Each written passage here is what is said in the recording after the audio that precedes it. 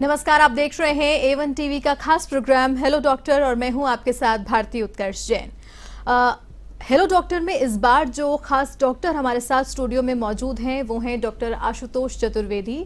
महात्मा गांधी अस्पताल में senior physician हैं और सारी उनसे चर्चा हम करेंगे क्योंकि जो मौसम है इस वक्त बारिश का चल रहा है, जो सीजन चेंज हो रहा है और आने वाले समय में जो सर्दियां आने वाली है तो ये स्लाइट चेंज जो हम देख रहे हैं मौसम में, क्लाइमेट में, उससे ज़्यादातर घरों में जो लोग हैं उन्हें जुकाम खांसी जैसे सिम्टम्स हम देख रहे हैं, लेकिन फिर भी इनमें अलग अलग बीमारियां हैं, अलग अलग वायरल हैं, अलग अलग फ्लू हैं। विस्तार से मौसमी बीमारियों से क्या परेशानियां हमें हो सकती हैं, क्या नुस्खे अपनाए जा सकते हैं, क्या मेडिसिन ली जा सकती है, बातचीत करेंगे डॉक्टर आशुतोष से। डॉक्टर साहब आपका बहुत बहुत स्वागत है इवेंट टीवी पे। डॉक्टर साहब सबसे पहले आप ये बताएं कि मौसमी बीमारियां जो हैं और जो सीजनल फ्लू होते हैं इनमें अलग अलग चीज़ें होती है, जैसे कि सिर्फ बुखार आ जाना या सिंपली हल्का फुल्का जुकाम खांसी हो जाना, लेकिन इसमें भी अलग अलग प्रॉब्लम्स ये होती हैं। किसी को निमोनिया भी हो रहा है तो किसी को वायरल हो रहा है तो किसी को चिकनगुनिया हो रहा है, डेंगू हो रहा है। तो किस तरीके से आप इन सबको बाइफिकेट कर रहे हैं, क्योंकि सिम्टम्स सबके लगभग मिलते जुलते हैं? जी बिल्कुल, इस मौसम में आपने बिल्कुल ठीक कहा, कई प्रकार के मौसम जनित बीमारियां चल रही हैं जिसमें डेंगू, चिकनगुनिया, मलेरिया और फ्लू जो ये हैं बहुत आम हैं, कॉमन हैं काफ़ी, और सिम्टम्स मिलते जुलते हैं। लेकिन इसमें यह है कि फ्लू में खांसी जुकाम और उसका ज़्यादा असर रहता है, जबकि डेंगू मलेरिया इस प्रकार के मरीजों में खांसी जुकाम इतना नहीं होता। उनमें सरदर्द, तेज बुखार और पेट संबंधित समस्याएं वो ज़्यादा देखने को मिल रही हैं। चिकनगुनिया भी उसी प्रकार का होता है, फिर उसमें जोड़ों में दर्द, सारे जोड़ों में दर्द बुखार के साथ, और शरीर पे लाल दाने, ये डेंगू में भी और चिकनगुनिया दोनों में ही कॉमन है। कुछ फ्लू के वायरस होते हैं वो भी ऐसा कर सकते हैं, जो शरीर पे हम रैश या लाल चकत्ते, उसको आम भाषा में कहते हैं, वो हो जाते हैं। तो सिम्टम्स के हिसाब से उसको क्लासिफाई किया जाता है और उसके बाद फिर जब आगे बढ़ के अपन उसमें रूटीन इन्वेस्टिगेशन टेस्ट कराते हैं तो उसमें कुछ और मदद मिलती है पेशेंट को, आगे किस तरफ ले जाना है, किस तरफ उसको दवाइयाँ देनी है, किस हिसाब से, वो उसमें मदद मिलती है। जी डॉक्टर साहब, सबसे पहले अगर बात करें तो इस वक्त सबसे ज़्यादा परेशानी जो हम देख रहे हैं वो ये देख रहे हैं कि मच्छरों से सभी परेशान हैं, चाहे कहीं पर भी हम, चाहे अपार्टमेंट्स में रह रहे हो, चाहे घरों में रह रहे हो, चाहे कहीं पर भी हो, मच्छरों की तादाद बहुत ज़्यादा इस वक्त है। तो इससे किस तरीके से बचा जाए और ये कितना ज़्यादा अफेक्ट कर रहा है और इससे कितना ज़्यादा खतरा है, ये बताएं। जी बिल्कुल, ये जैसा कि हमने डिस्कस किया अभी बात की कि डेंगू मलेरिया चिकनगुनिया ये सब तो मच्छर जनित ही बीमारियां हैं। उसमें जो मादा मच्छर, नर मच्छर, एनाफिलिस और एडीज मच्छर होते हैं, इनके अंदर वो वायरस डेंगू का और मलेरिया का कीटाणु प्लाज्मोडियम जिसको हम कहते हैं मेडिकल भाषा में, वो पनपते हैं और उसके बाद फिर वो ह्यूमन बॉडी में जाके सिम्टम्स करते हैं, बीमारी करते हैं। तो बारिश के बाद जो पानी इकट्ठा हो जाता है उसमें ये जो वायरस हैं उसके और मच्छर के जो अंडे होते हैं वो दिए जाते हैं और उसके बाद वो साइकिल चलती है, पहले मच्छर के अंदर और फिर जब वो आदमी को या ह्यूमन को काटता है तो उसके बाद उसमें वो सिम्टम्स पाए जाते हैं। तो अब यहाँ पर जो मुख्य चीज़ है ध्यान देने लायक वो सभी के लिए, वो ये है कि गंदे पानी से हमें बचना है, उसे इकट्ठा ना होने दें। बारिश के बाद जो गंदा पानी इकट्ठा हो जाता है वो इकट्ठा नहीं हो, क्योंकि उसी में मच्छर पनपते हैं। अपने छतों पर उसको साफ सफाई रखें, पुराने सामान इकट्ठा ना होने दें, नालियां अपने घर के बाहर की आसपास की साफ रखें। कूलरों में, अगर कूलर इस मौसम में चला रहे हैं तो उसमें गंदा पानी इकट्ठा ना होने दें, उसे रोज बदलें। तो ये कुछ सावधानियां हैं जो हमें रखनी चाहिए उनको मच्छरों को पनपने के लिए। जी, तो डॉक्टर साहब इसका मतलब ये है कुल मिलाकर कि ठहरा हुआ जो पानी है वो कहीं ना कहीं घातक साबित हो सकता है। तो मलेरिया कितना अलग है डेंगू से और इसे आम भाषा में हम कैसे समझें? जी बिल्कुल, मलेरिया आजकल जैसे शहरी क्षेत्रों में अब मलेरिया के केसेस हम लोग कम देख पा रहे हैं। इस बार मतलब पिछले कुछ 3-4 साल से डेंगू ही ज़्यादा आता है और मलेरिया के प्रति काफ़ी उसका एडिकेशन हुआ है, काफ़ी उसके केसेस इतने नहीं मिलते। पहले हम बहुत कॉम्प्लिकेटेड केसेस देखते थे। अब मलेरिया और डेंगू में जो मेन, अगर मच्छर और वायरस के प्रकार से अगर जानने का कोशिश करें उनके डिफरेंस को, भेद को, तो उसमें यह है कि जो मलेरिया का मच्छर है वो जनरली रात में काटता है, डेंगू का मच्छर दिन में काटता है। वो मादा मच्छर होता है मलेरिया का, ये नर मच्छर होता है। और सिम्टम्स जब आते हैं तो सिम्टम्स लगभग दोनों के सेम से हैं कि सर्दी लग के बुखार आएगा और पेट संबंधित समस्याएं होंगी, उल्टी का मन, खाने का मन नहीं करेगा मरीज का। और लेकिन डेंगू में जो लाल चकत्ते, जैसा पहले बात हुई कि लाल चकत्ते जो रैशेज होते हैं वो डेंगू में काफ़ी कॉमन होते हैं। और फिर जब आप लेबोरेटरी टेस्ट पेशेंट के कराएंगे तो उसमें एक तो प्लेटलेट्स में जो कमी आती है वो मलेरिया के आम केसेस में नहीं होता, वो कॉम्प्लिकेटेड मलेरिया के केसेस में होगा, जबकि डेंगू में आपको लगभग 100 में से 95 केसेस में प्लेटलेट्स की कमी मिलेगी, प्लेटलेट डिटीरियोरेशन होगा जी। और इसके अलावा फिर जब अपन आगे फर्दर टेस्ट कराएंगे मलेरिया का, स्पेसिफिकली एंटीबॉडी कार्ड टेस्ट जो होता है या डेंगू का जो सीरोलॉजिकल टेस्ट जिसको कहते हैं, तो उसमें आपको IgM, IgG या NS1 एंटीजन वो पॉजिटिव मिलेंगे। तो इसके हिसाब से फिर आगे ट्रीटमेंट किया जाता है। अब उसमें मलेरिया में तो स्पेसिफिक एंटी मलेरियल्स हैं, जबकि डेंगू का जो इलाज है वो मुख्यतः IV फ्लूइड्स या ओरल फ्लूइड्स पे निर्भर करता है जी। अब ये निर्भर करता है अलग अलग पेशेंट की इम्यूनिटी पर कि कैसे उसकी बॉडी उस वायरस जो अंदर गया उसके प्रति रिस्पॉन्ड करती है। कुछ मरीज है जो घर पे इलाज से है, सादा फ्लूइड्स लेने से, नारियल पानी, छाछ, जूस वगैरह लेने से, इलेक्ट्रॉल पीने से, ये सब से ही ठीक हो जाते हैं ORS पीने से डेंगू के। लेकिन कुछ मरीजों को फिर भर्ती करके उनका इलाज किया जाता है। मलेरिया में तो हम एंटी मलेरियल देते हैं, चाहे गोली के रूप में दें या इंजेक्शन के रूप में, और उससे वो इलाज संभव है दोनों का। डॉक्टर साहब, यहाँ पे सबसे पहला सवाल मतलब इस टॉपिक पर ये भी बन रहा है कि हम ये कब डिसाइड करें कि अब हमें डॉक्टर के पास जाना चाहिए, क्योंकि जनरली ऐसा होता है डॉक्टर साहब कि बुखार आया तो हम खुद से ये मान लेते हैं कि 2 या 3 दिन बुखार रहेगा ही, ठीक है कोई बात नहीं, ठीक हो जाएगा, जुकाम खांसी है 2 से 3 दिन रहेगा ही।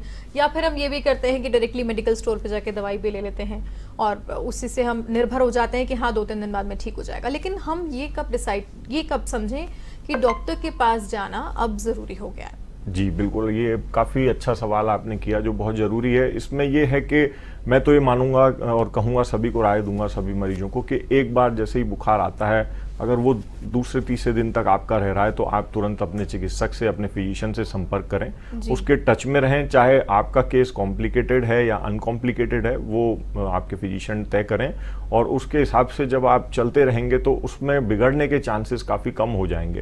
तो पहले दूसरे दिन ही, इस मौसम में तो खासकर तेज बुखार और सिम्टम्स आने पर आपको दिखा लेना चाहिए। फिजिशियन अपने हिसाब से आपको दवा दे, और आगे जो भी जांच अगर लगेगा ज़रूरी तो वो कराएंगे, और नहीं तो दवाई से वो आप ठीक हो जाएंगे। जी डॉक्टर साहब, कुछ ही समय पहले हमने देखा कि कोविड से पूरी दुनिया बुरी तरह से जूझ रही थी, और अब तक भी उसकी साइड इफ़ेक्ट्स कहीं ना कहीं दुनिया में हम हर जगह देख रहे हैं, चाहे वो इकोनॉमिक लेवल पे हो या फिर हम हेल्थ के लेवल पे भी देखें।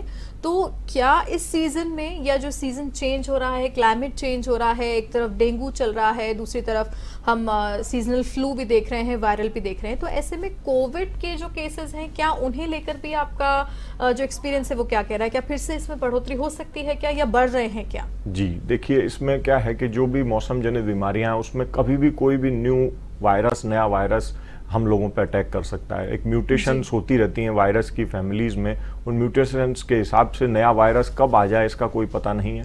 तो नॉर्मल फ्लू के सिम्टम्स भी कई बार घातक हो सकते हैं, और उसमें फिर जब हम टेस्टिंग करते हैं तो आगे पता लगता है कि वो इन्फ्लुएंजा है, या वो कोविड है, या वो स्वाइन फ्लू है। वो सब तरह के उसमें अलग अलग वेरिएशंस जो हैं वो टेस्टिंग पे पता लगते हैं, पर निश्चित तौर पे वायरस का कोई पता नहीं है, वो कभी भी आ सकता है। जैसे इस समय भी नॉर्मल फ्लू के केसेस भी चल रहे हैं, तो जो इस बार जो फ्लू आया है उसमें कुछ खांसी, जुकाम, बुखार के अलावा पेट संबंधित समस्याएं भी देखने को मिली हैं। कई मरीज उल्टी और दस्त करके भी आ रहे हैं, किसी में मिक्स सिम्टम्स हैं, और जब हम टेस्ट कराते हैं तो उसमें उनकी रिपोर्टें नॉर्मल आती हैं, क्योंकि वायरल बीमारियों में ज़्यादातर खून की रिपोर्टों में आपको बहुत कुछ मिलता नहीं है जी। तो कोविड के चांसेस भी बिल्कुल बने हुए हैं, और हमेशा वो भी एक वायरस की तरह, जैसे स्वाइन फ्लू है काफ़ी सालों से चल रहा है, हर साल कुछ केस तो आते ही हैं। कोविड का भी कुछ पता नहीं, वो मतलब कभी भी आ सकता है, और उसमें किस लेवल पे सीवियरिटी होगी उसके बारे में भी कहा नहीं जा सकता। तो हमें तो बचाव ही रखना है, बचाव से ही इलाज आधा हो जाता है। जी, अब डॉक्टर साहब, सबसे बड़ा जो चैलेंज आता है हर फैमिली में वो ये भी आता है कि जो ये सीजनल फ्लू है, क्लाइमेट चेंज है, इसमें सबसे ज़्यादा प्रभावित बच्चे होते हैं, क्योंकि थोड़ा सा कैजुअलिटी भी उनमें होती है। एक दूसरा ये भी होता है कि स्कूल में जा रहे हैं तो आप सोशली काफ़ी ज़्यादा एक्टिव भी रहते हैं, तो वो भी क्योंकि कम्युनिकेट जिस तरीके से बच्चे करते हैं, साथ में बैठना, छींक आ रही है तो वो इतने अवेयर भी नहीं है, तो बच्चों को लेकर क्या प्रिकॉशंस हमें रखने चाहिए कि वो थोड़ा सा हम बचाव कर सकें? बिल्कुल ठीक बात है। बच्चे इन मौसमी बीमारियों को फैलाने में, खासकर जो फ्लू वाली जो बीमारियां हैं उनको फैलाने में एक मुख्य कैरियर का रोल अदा करते हैं, क्योंकि स्कूल जाते हैं तो स्कूल में अगर एक को भी हो रहा है तो वो पूरी क्लास में आपको काफ़ी रिस्क है कि वो फैलेगा ही। और उसके बाद जब वो घर आएंगे तो घर पे बड़ों को भी लगने के उसके पूरे चांसेस हैं। आज माता हैं, पिता हैं, दादा दादी जो भी घर में हैं तो वो उनके कांटेक्ट में रहते हैं। ओल्ड एज पीपल हैं जो जिनकी इम्यूनिटी लो है, जैसे डायबिटीज हो गई, कैंसर के रोगी हो गए, तो उन्हें काफी बचाव रखना है। अब बच्चों का बचाव रखने में ये है कि उनका टीकाकरण हम समय से कराएं, जो फ्लू के टीके हैं उनके लगें, और उसके बाद उससे काफी इफेक्टिव इम्यूनिटी आती है जिनसे बचाव होता है। और मास्क लगाने का अगर प्रिकॉशन रख सकें तो बहुत अच्छी बात है, पर स्कूल में वो इतना प्रैक्टिकली पॉसिबल नहीं हो पाता। तो बचाव रखने के बाद जैसे ही कभी कोई बच्चा बीमार हो तो उसको तुरंत अपने फिजिशियन या पीडियाट्रिशियन जिनसे भी आप उसका इलाज लेते हैं उनसे संपर्क करें और उसको फैलने से भी बचाएं। और थोड़ा स्कूल की अगर 1-2 दिन छुट्टी कराएं तो वो सभी के लिए लाभप्रद रहेगा, क्योंकि स्कूल में भी वो फैलेगा। डॉक्टर साहब, क्या आपको नहीं लगता कि स्कूल्स को भी इन चीज़ों को लेकर या मौसमी बीमारियों को लेकर या कुछ जो प्राइमरी सिम्टम्स हैं उन्हें लेकर कुछ गाइडलाइंस इशू करनी चाहिए? हाँ बिल्कुल, वो अगर स्कूल्स ऐसा करें तो बहुत अच्छा होगा, प्रभावी होगा। लेकिन वही है कि वो प्रैक्टिकली कितना पॉसिबल है स्कूल्स के लिए अपने लेवल पे, क्योंकि हर बार छुट्टियां करना और वो तो इतना संभव नहीं। और दूसरी बात फिर ये भी है कि जब फ्लू आपको होता है नॉर्मली एक से दूसरे उसमें, तो उसके प्रति इम्यूनिटी भी तभी डेवलप होगी, जैसा हमने कोविड में देखा था, जिसको हम हर्ड इम्यूनिटी कहते हैं। तो हर्ड इम्यूनिटी जब भी डेवलप होगी, जब एक बार वो सबको लगभग हो जाएगा, तो वो डिपेंड करता है बच्चे के ऊपर कि वो कितना उसका शरीर उसको एक्सेप्ट करता है उस वायरस को और क्या सिम्टम्स आते हैं। जी डॉक्टर साहब, एक बार अगर जैसे ये सिम्टम्स हम देख रहे हैं खुद में या हमारी फैमिली में किसी भी मेंबर को ऐसे सिम्टम्स हम देखते हैं कि हल्का बुखार है या खांसी जुकाम है, तो हम घरेलू रूप से क्या उपचार कर सकते हैं? घरेलू रूप से ये है कि आप बचाव रखें। पहली बात तो मास्क लगाने की कोशिश करें। ऐसे उसमें कहीं भी आप अपने बच्चे को या बड़ों को भी किसी को दिखाने ले जा रहे हैं तो आप भी मास्क लगाएं, वहाँ पर हॉस्पिटल सेटअप हो या किसी भी आपके फिजिशियन का क्लिनिक है। और सेकेंडली, फ्रिज का पानी, फ्रिज की चीज़ें इनको अवॉइड करें ऐसे मौसम में। गर्म तरल पदार्थ लें और नॉर्मल टेम्परेचर के हिसाब से इंटेक पे भी ध्यान रखने से क्या कुछ फर्क पड़ता है? फ्लूइड इंटेक बहुत आवश्यक है, खासकर जो डेंगू, मलेरिया, चिकनगुनिया इस टाइप की बीमारियां, उनमें फ्लूइड का बहुत इंपॉर्टेंट रोल है। तो जूस हो गए, छाछ हो गई, नारियल पानी हो गया, इस टाइप के फ्लूइड काफ़ी सहायक होते हैं, क्योंकि ये क्या है कि जो अगर कॉम्प्लिकेटेड हो जाते हैं तो सीधे शॉक उसमें चले जाते हैं पेशेंट्स। तो शॉक से बचाने के लिए ही फ्लूइड अगर आप ओरली लेते रहेंगे, शरीर को हाइड्रेट रखेंगे, तो उससे काफ़ी आराम मिलेगा और जी। डॉक्टर साहब, जैसे इलेक्ट्रॉल है, तो क्या इलेक्ट्रॉल को बिना डॉक्टर के प्रिस्क्रिप्शन के या सलाह के भी लिया जा सकता है क्या? लिया जा सकता है। अगर आपको ब्लड प्रेशर की समस्या नहीं है, डायबिटीज़ की समस्या नहीं है, और तो ऐसे जो रोगी हैं जिनको इस प्रकार की बीमारियां हैं, वो बिना डॉक्टर की सलाह के नहीं लें, क्योंकि उसमें सोडियम होता है जो बीपी, जो नमक का एक वो रूप है, और उससे बीपी बढ़ता है। तो जितना भी कोशिश करें कि चिकित्सक की सलाह के अनुसार ही उसको लें। पर हाँ, जिनको यंग लोग हैं, बच्चे हैं, तो इनको तो बिना किसी उसके दिया जा सकता है। उल्टी हो रहे हैं, दस्त हो रहे हैं, तो उसमें तो तुरंत इलेक्ट्रॉल या ORS का प्रयोग शुरू कर देना चाहिए। जी डॉक्टर साहब, मेडिसिनली किस तरीके से हमें प्रिपेयर रहना चाहिए, क्योंकि ये क्लाइमेटिक चेंज जो हम देख रहे हैं, सीजन चेंज जो हम देख रहे हैं, इसमें बहुत फ्रीक्वेंटली हर मेंबर को ऐसे सिम्टम्स देखने में मिल रहे हैं, खांसी जुकाम, बुखार, सर दर्द या पेट से संबंधी छोटी मोटी बीमारियां। तो क्या प्रिकॉशनरी भी कुछ दवाइयां हमें अपने घर में रखनी चाहिए? हाँ, जनरल दवाइयाँ जैसे कि पैरासीटामोल है और कुछ पेन किलर्स हो गए, और आपने बात की अभी ORS के बारे में, ऐसी चीज़ें, एंटी एलर्जिक दवाइयाँ हो गई, एंटी कोल्ड हो गई, ये हम रख सकते हैं। लेकिन एंटीबायोटिक का प्रयोग अपने चिकित्सक के सलाह के अनुसार ही करें, क्योंकि हर बीमारी में वो जरूरी नहीं होता, और अगर वायरल बीमारियों में उनका कोई रोल नहीं है ऐसा, और अगर अपन लेते हैं तो उससे फिर इम्यूनिटी पे फर्क पड़ता है। तो वो ऐसे केसेस में आप चिकित्सक के सलाह से ही चलें। जी। अब सबसे इम्पॉर्टेंट एक चीज़ आती है वैक्सीन, जो बच्चों को तो हम समय समय पर दे ही देते हैं, लेकिन फिर भी जैसे इन्फ्लुएंजा की वैक्सीन हो गई, अगर शुरुआत में हमने समय पर दे दी है, बाद में डिसकंटिन्यू कर चुके हैं इन्फ्लुएंजा की वैक्सीन को, तो क्या उसे बाद में भी लगाया जा सकता है? और ये वैक्सीन आने वाले समय में या इस वक्त जो हमें फ्लू होने वाला है उससे किस हद तक बचाने में कारगर है? जी बिल्कुल, वैक्सीन जो फ्लू के वैक्सीन हैं उसमें ऐसा कुछ नहीं है कि आप कंटिन्यू कर रहे थे और डिसकंटिन्यू कर दिया। फ्लू के जो वायरस हैं, जैसा कि अभी हमने बात की, चर्चा की कि उनमें म्यूटेशंस होते रहते हैं, उनकी जेनेटिक कंपोनेंट जो है वो बदलता रहता है। तो फ्लू की वैक्सीन्स हर बार स्ट्रेन के हिसाब से आती हैं और वो हर साल बच्चों को, और अब तो एडल्ट्स में भी रिकमेंडेड हैं। जब से कोविड आया हमने देखा कोविड में काफ़ी बचाव हुआ वैक्सीन से, तो हर साल लगवाएं अपने बच्चे को सही टाइम पे। जैसे सितंबर का जो महीना है वो एक समय होता है कि अपन वैक्सीन ले लें, जिसका प्रोटेक्शन आने में फिर टाइम लगेगा और वो मार्च अप्रैल तक आपको पूरा काम करेगा। जब अक्टूबर, नवंबर, दिसंबर, जनवरी, फरवरी के महीनों में, सर्दी के महीनों में फ्लू के वायरस ज़्यादा एक्टिवेट हो जाएंगे, तो उस समय वो आपको प्रोटेक्शन देगा। तो जनरली रिकमेंडेड है कि हर साल बच्चों को फ्लू का टीका लगाएं, और बड़ों में भी, एडल्ट्स में भी आजकल हम लोग प्रेफर कर रहे हैं, खासकर जो डायबिटीज़, अस्थमा के रोगी हैं उनमें फ्लू के साथ साथ न्यूमोकोकल बैक्टीरिया होता है उसके अगेंस्ट भी, वो आपको निमोनिया के अगेंस्ट भी प्रोटेक्शन देता है, बचाव रखता है। तो वैक्सीन काफ़ी उपयोगी हथियार है ऐसे मौसम जनित और फ्लू और अदर बैक्टीरियल बीमारियों के लिए, जो अगर आपको बचाएगा नहीं, आपको बीमारी हो भी गई तो कम से कम वो उस सीवियरिटी की नहीं होगी जिससे आपको बचना बिल्कुल। ये बहुत अच्छा ही आम क्वेश्चन होता है लोगों का कि क्या हम वैक्सीन लगा लेंगे तो क्या हमें ये प्रॉब्लम होगी ही नहीं क्या? तो ये हमें समझने की ज़रूरत है कि प्रिकॉशन काफ़ी हद तक हो जाता है अगर हम वैक्सीन लगाते तो डॉक्टर साहब ये बताएं कि जो एडल्ट्स चाहते हैं कि इन्फ्लुएंजा की वैक्सीन उन्हें लगे या जिन बच्चों को भी लगानी है, तो क्या महात्मा गांधी हॉस्पिटल में आके आपसे लगवा सकते हैं? जी बिल्कुल, महात्मा गांधी अस्पताल में सभी प्रकार की वैक्सीनेशन सेवाएं आप सभी के लिए, बच्चों के लिए, बड़ों के लिए उपलब्ध हैं। और नियमित समय पर अगर आप अपने चिकित्सक से, वहाँ पर फिजिशियन या पीडियाट्रिशियन बच्चों के डॉक्टर से संपर्क करें और नियमित समय पर अपने टीकाकरण का कार्यक्रम उसको तो डॉक्टर साहब, इन्फ्लुएंजा की वैक्सीन जो है ये लगने के बाद आपका ये कहना है कि ये काफ़ी हद तक बचा लेती है और सिवियरिटी नहीं होती है, तो ये तो पॉइंट टू बी नोटेड है ही। लेकिन आप ये बताएं कि जो पेशेंट्स आपके पास में आ रहे हैं ऐसी कंप्लेंट्स लेके कि उन्हें सर्दी जुकाम बुखार है या लूज मोशंस या वॉमिटिंग हो रही है, मोशन सिकनेस टाइप कुछ चीज़ें हो रही है, तो आप किस तरीके से एग्जामिन करते हैं कि क्या ये सीजनल फ्लू की प्रॉब्लम है, वायरल है या चिकनगुनिया है, डेंगू है? किस तरीके से आपका एग्जामिनेशन चलता है? जी बिल्कुल, उसमें डिपेंड करता है कि पेशेंट के क्या सिम्टम्स हैं। जैसे फ्लू के जो मरीज होते हैं, जैसा शुरुआत में चर्चा हुई कि खांसी, जुकाम, बुखार और बदन दर्द, सर दर्द, ये उसमें ज़्यादा मिलेगा।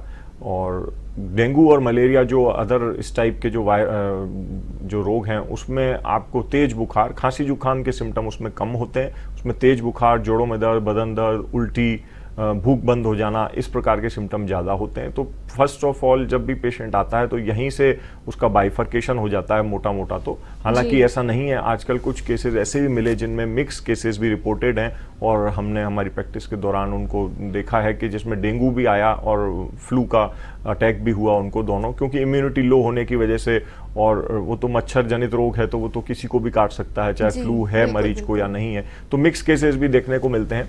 पर उसके बाद फिर जब मरीज को एग्जामिन किया जाता है तो चेस्ट को देखते हैं तो वहाँ पर आपको कुछ सिम्टम्स मिल सकते हैं, कुछ साइंस मिल सकते हैं। वीजिंग जिसको हम कहते हैं आम भाषा में, वीजिंग अगर मिलती है तो फ्लू की तरफ जाता है। और एब्डोमन में जब पेट का एग्जामिनेशन करते हैं तो उसमें अगर तिल्ली यानी स्प्लीन बढ़ी हुई है, लिवर की साइज इंक्रीज्ड है, तो वो मलेरिया, डेंगू की तरफ पॉइंट आउट करते हैं। फिर उसके बाद जब हम लेबोरेटरी टेस्ट की तरफ जाते हैं तो सीबीसी एक आम टेस्ट है जो जनरली कराते हैं, और सीबीसी में अगर प्लेटलेट्स कम हैं, टोटल ल्यूकोसाइट यानी सफ़ेद कण जो खून के हैं वो कम हैं, तो वो फिर डेंगू, मलेरिया उधर ज़्यादा जाता है। हालांकि फ्लू में भी ऐसा हो सकता है, फ्लू के उसमें भी, लेकिन उसका जो अनुपात है, रेशो है, वो कम है ऐसे केसेस में। और उसके आगे फिर स्पेसिफिक टेस्ट जैसे डेंगू की सीरोलॉजी टेस्ट हो गई, मलेरिया का कार्ट टेस्ट हो गया, और वायरस फ्लू के लिए तो इतना ज़्यादा उसमें कुछ करने की ज़रूरत नहीं होती, वो तो जैसे कोविड में हमने टेस्ट किए थे कोविड के, तो उस प्रकार के, हालांकि लेकिन उनका कॉस्ट काफ़ी होता है, तो हर एक मरीज के लिए उसको झेल पाना या उसको मुश्किल हो जाता है। जी। तो टेस्टिंग में इतना नहीं, फिर आगे जाके जब डेंगू के केसेस होते हैं तो कई बार उसमें डेंगू में पेट के सिम्टम्स काफ़ी आ जाते हैं मरीज को, तो उसमें अल्ट्रासोनोग्राफी जो अपन कराते हैं यूएसजी पेट की, तो उसमें आपको लिवर और तिल्ली जो आपको एग्जामिनेशन में बढ़े हुए मिले वो वहाँ भी दिखेंगे। और एक खास उसमें फाइंडिंग मिलती है जो कि होता है कि जो पित्त की थैली होती है जिसको गॉल ब्लैडर कहते हैं, तो गॉल ब्लैडर में वहाँ सूजन आ जाती है, इडीमा जिसको हम कहते हैं, गॉल ब्लैडर इडीमा हो जाता है और वो उसकी वजह से मरीज को भूख बंद हो जाती है, उसकी पाचन शक्ति खराब हो जाती है, पेट फूल जाता है, लगातार गैस एसिडिटी की कंप्लेंट शिकायत करते हैं। तो ये डेंगू के केसेस में काफ़ी कॉमन है। तो इस प्रकार से हम आगे बढ़ते हैं अलग अलग मरीजों। जी डॉक्टर साहब, डेंगू के केस में सबसे ज़्यादा जो समस्या आती है, जो चैलेंज आता है, वो ये आता है कि प्लेटलेट्स बहुत ही तेज़ी से गिरते हैं। तो उस सिचुएशन में क्या किया जा सकता है? मेडिकली तो आप अपने तरीके से उसे हैंडल करते ही हैं, लेकिन क्या कोई घरेलू नुस्खे भी हैं जिसकी वजह से प्लेटलेट्स को मेंटेन रखा जा सके? ये बहुत अच्छा सवाल आपने किया, जिससे काफ़ी मरीज परेशान रहते हैं, लेकिन मैं आज ये बताना चाहता हूँ कि प्लेटलेट्स की गिरने से घबराने की आवश्यकता नहीं होती। प्लेटलेट्स का बॉडी में डेली प्रोडक्शन होता है और डेली उनकी डेड सेल्स हो जाते हैं वो डेली, और नए बनते हैं, नए पुराने ख़त्म होते जाते हैं। तो वो हर साइकिल जो है हर 1-2 घंटे में चलती है। मरीज काफ़ी परेशान होते हैं, लेकिन उन्हें जब तक कि पेशेंट को वॉमिटिंग नहीं है, उल्टी की समस्या नहीं है, वो ओरली ले पा रहा है, मुंह से खाना पीना ले पा रहा है, जब तक डरने की कोई आवश्यकता नहीं है। अगर मरीज की उल्टियां हो रही हैं, उसको खाना नहीं पच रहा है, तो आप डॉक्टर से संपर्क करके आईवी फ्लूइड करें, क्योंकि अभी आईवी फ्लूइड्स पे काफ़ी चर्चा हुई अपनी। ओरल फ्लूइड्स जब तक वो ले रहा है जब तक ठीक है, अगर वो नहीं ले पा रहा है, उल्टियां हो रही हैं, तो फिर एडमिट होकर अपने चिकित्सक से सलाह लेकर आईवी फ्लूइड्स लगवाए। और प्लेटलेट्स का जो हम लोग एक वो जो निर्धारण रखते हैं उसमें ये होता है कि 20,000 तक कोई समस्या नहीं है। 20,000 तक कम होने पर भी घबराने की जरूरत नहीं है, अगर कहीं से ब्लीडिंग नहीं है शरीर में। अगर ब्लीडिंग 50,000 पे भी हो रही है, 1 लाख पे भी हो रही है, तब हम प्लेटलेट्स को चढ़ाने के लिए कहते हैं, that is the red flag sign या अलार्मिंग साइन। और अगर नहीं है ब्लीडिंग तो 20,000 तक भी हम इंतजार करते हैं। पेशेंट्स का काम सिर्फ ये है कि वो ओरली जितना फ्लूइड ले सकें वो लेते रहें, और आईवी फ्लूइड्स अगर जरूरत है तो वो लगवाएं। जी मेरी फैमिली में भी कई बार ऐसे केसेस हुए हैं जब डेंगू मेंबर्स को हुआ है, तो वहाँ एक सबसे बड़ा जो बड़े बूढ़ों के नुस्खे चारों तरफ से आते हैं वो ये होते हैं, आप कीवी खाओ, आप पपीता खाओ, आप सीताफल खाओ, उससे फटाफट प्लेटलेट्स बढ़ जाएंगी। तो ये आप बहुत इंपॉर्टेंट, मुझे लगता है शायद आप भी जानते होंगे, और जो पेशेंट्स आपके पास आते हैं वो भी आपके सामने ऐसी बातें करते होंगे और पूछते होंगे। तो आप ये क्लैरिफाई करें कि क्या ये मिथ है या फैक्ट है? देखिए, ये हमारे एलोपैथी में तो इन चीज़ों को ज़्यादा तवज्जो नहीं दी जाती, लेकिन मरीज आजकल अक्सर जैसे हमारे पास आते हैं तो पहले से ही कि साहब मैं पपीता भी ले रहा हूँ, मैं कीवी भी ले रहा हूँ, मैं नारियल पानी भी ले रहा हूँ। तो कुल मिला के हमारा तो ये मानना होता है कि फ्लूइड ले रहा है, नारियल पानी तो हम खुद ही बोलते हैं कि भाई नारियल पानी लो, छाछ लो, जूस लो। और पपीते के बीजों की ज़रूर कुछ रिसर्च स्टडीज़ हुई हैं, उसको हम मानते हैं कि वो कुछ मददगार हो सकता है, क्योंकि रिसर्च ही एक ऐसी चीज़ है जो हमारे को एक एविडेंस देती है, प्रूफ देती है कि ये काम करती है कि नहीं। पपीते के बीज, उस पर जो ड्राई सीड एक्सट्रैक्ट है उस पर स्टडीज़ हुई हैं, उनकी टैबलेट फॉर्म्स भी अवेलेबल हैं, उनके सिरप्स भी अवेलेबल हैं, जो काफ़ी बार हम लोग प्रेस्क्राइब भी करते हैं। डॉक्टर्स के प्रेस्क्रिप्शन आपने देखे होंगे, क्योंकि एक मरीज को साइकोलॉजिकल एक उससे बूस्ट भी मिलता है कि हाँ डॉक्टर साहब ने मुझे कुछ प्लेटलेट्स भरने के लिए भी दिया है और ये कारगर है। तो ठीक है, हम लोग तो चाहते हैं कि मरीज ठीक हो, हर सभी का एक वो यही रहता है कि साइकोलॉजिकली भी फिट रहे, पॉजिटिव रहना बहुत जरूरी है। फ्रूट्स, वैसे भी फ्रूट्स की मना नहीं है, अगर पेशेंट ओरली जितना भी अगर फ्रूट्स कोई और कीवी भी ले रहा है या कुछ भी ले रहा है तो उसमें कोई ऐसी खास बात समस्या नहीं है। अगर फायदा नहीं भी करें तो नुकसान भी नहीं करेंगे। जी, तो ये फैक्ट के साथ में नहीं कहा जा सकता है कि ये पर्टिकुलर चीज या ये पर्टिकुलर फ्रूट जो है वो प्लेटलेट्स इंक्रीज करने में हेल्प कर रहा है। हाँ, ऐसा कोई फैक्ट ऐसा नहीं कह सकते। तो क्या पपीते के बीज और ऐसी जो चीजें हैं उनकी टैबलेट फॉर्म मार्केट में भी इजीली अवेलेबल है? बिल्कुल, पपीते के बीज की टैबलेट फॉर्म भी अवेलेबल है, काफ़ी कंपनियां उसमें उनके सिरप्स भी अवेलेबल हैं। तो पेशेंट्स को जो भी कंफर्टेबल हो, जैसे बच्चों को कई बार सिरप देते हैं अगर वो टैबलेट नहीं ले पाते हैं छोटे बच्चे, और बड़ों को भी देते हैं, और उसका एक साइकोलॉजिकल मदद भी मिलती है और नुकसान कुछ है नहीं उसका। जी डॉक्टर साहब, एक आखिरी सवाल और मैं आपसे लेना चाहूँगी कि ये जितने भी सीजनल फ्लू की हमने बात की, इन्फ्लुएंजा की, डेंगू की, मलेरिया की, चिकनगुनिया की, इन सभी बातों में क्या हर तरीके का फ्लू और हर तरीके का वायरस आज की डेट में ट्रीटेबल है? जी बिल्कुल, कोशिश तो यही की जाती है कि उसको हम अच्छे से अच्छा इलाज दे सकें मरीज को, लेकिन कई बार ऐसा होता है कि इम्यूनो कॉम्प्रोमाइज पेशेंट्स जिनको हम कहते हैं कि जिनकी इम्यूनिटी लो होती है, डायबिटीज़ के मरीज हुए, कैंसर रोगी हुए, HIV के रोगी हुए, अल्कोहलिक पेशेंट्स हुए, तो इन लोगों की या फिर अर्ली इम्यूनिटी डिटेक्शन ना हो, या फिर अर्ली डिटेक्शन नहीं हो, वृद्धावस्था हो, बिल्कुल। जिनकी इम्यूनिटी ऑलरेडी लो है, तो उन केसेस में थोड़ा सा ट्रीटमेंट चैलेंज होता है। जी। और मरीज का यही है कि हमारे पास, डॉक्टर के पास अगर आप जितने जल्दी से जल्दी जाएंगे उतना ही उसकी बिगड़ने की रिस्क कम है केस की, और इलाज जल्दी से जल्दी अच्छे से अच्छा संभव हो पाएगा, क्योंकि वायरस के लिए बहुत ज़्यादा दवाइयाँ नहीं हैं, लिमिटेड ऑप्शंस होते हैं, और उसके में कितना म्यूटेशन हुआ है, कौन सी नई स्ट्रेन आई है, उसका पता लगाना भी इतना जल्दी संभव नहीं हो पाता। जी। और क्या महात्मा गांधी हॉस्पिटल पूरी तरीके से तैयार है, क्योंकि आने वाला सीजन जो है उसमें बहुतायत देखने को मिलेगी ऐसे पेशेंट्स की सीजनल फ्लू से जो पीड़ित बिल्कुल, हैं? महात्मा गांधी अस्पताल पिछले लगातार लगभग 25 वर्ष से जनता की सेवा में तत्पर है, और आपके लिए अत्याधुनिक सुविधाएं वहां पर उपलब्ध हैं हर मरीज के लिए, और बहुत ही बेहतरीन हमारी टीम है डॉक्टर्स की, फिजिशियंस की और अदर सभी डिपार्टमेंट्स की। तो वहाँ निश्चित रूप से 24 घंटे इमरजेंसी सेवाएं और हर प्रकार की डायग्नोस्टिक और सभी चीज़ें उपलब्ध हैं, और अस्पताल तैयार है। जी डॉक्टर साहब, आपका बहुत बहुत धन्यवाद।